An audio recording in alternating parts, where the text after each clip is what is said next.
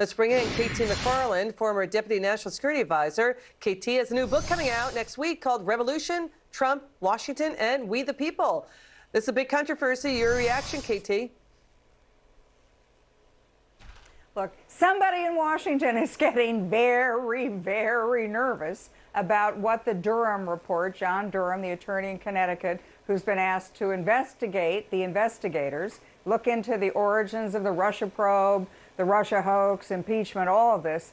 He is going to absolutely have criminal charges leveled against some high officials in the Obama administration and the intelligence community. He's impaneled a grand jury.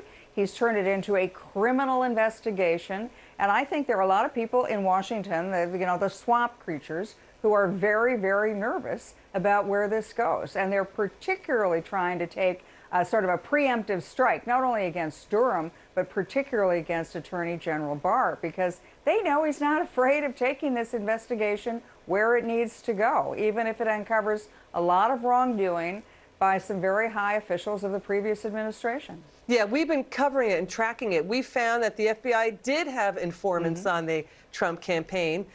Informants, going well into the campaign. FBI, FISA abuses. It's back to this sentencing. NPR and the Wall Street Journal's Kimberly Strassel reporting that top prosecutors were blindsided by what they felt were the excessive sentencing recommendation for Stone of up to 9 years. 2 of those prosecutors worked with Special Counsel Robert Mueller. Your take on that? Yeah. Well, look, I dealt with a lot of those people. I, too, was targeted by the Mueller investigation.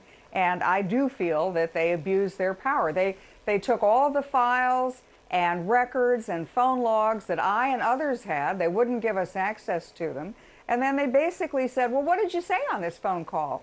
And you'd say, I don't really remember, or I didn't remember it quite that way. And then they were in a position to say, aha, we've caught you in a lie. That's perjury. Now, in the end, in my case, I refused to plead guilty for crimes I didn't commit. And I refused to say that other people did things which I knew they didn't do. As a result, I really called their bluff and they went away. But other people, they did pressure them. I think General Flynn was set up.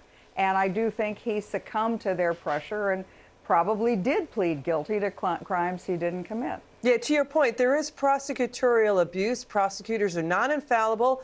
The Crossfire Hurricane probe had an FBI agent doing a debrief of then-candidate Trump and Michael Flynn, but he was also doing surveillance, getting information out of Michael Flynn to put into the FBI probe.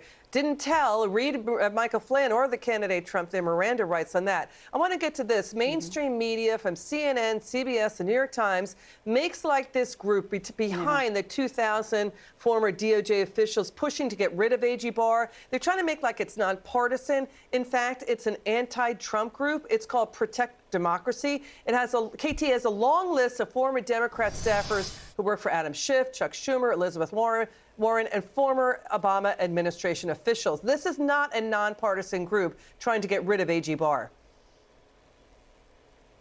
No, it's a very partisan group.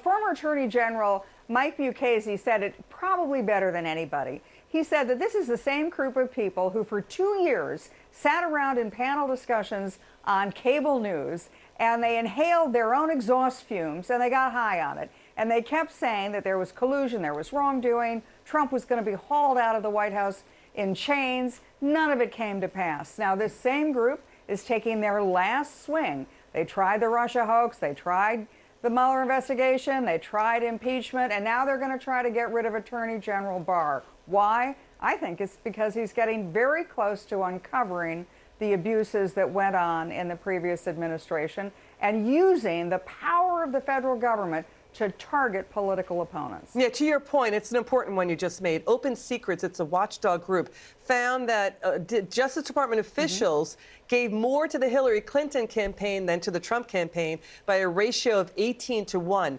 I want to talk quickly about this thing about sentence disparity when it comes to Roger Stone. I mean, we had, for example, the Justice Department in 2016 under President Obama overruled a recommendation to pursue charges against HSBC. Remember that? It was accused of laundering nearly $1 billion for drug traffickers. You also had Chelsea Manning's sentence was commuted. Also, lesser-known parents, even in the college admission scandal, lesser-known parents are getting twice the sentence as TV star Felicity Huffman. Your final word, KT. I think that the Mueller investigation, the leftover people from that are being very vindictive. They have prosecutorial discretion. So what have they done? They've said that Obama people, like the deputy FBI director, no charge for him for doing the same crime that they've recommended an excessive sentence for Roger Stone. That isn't blind justice. That's one rule for you and one rule for me. KT, you're great. Come back soon. Love having you on.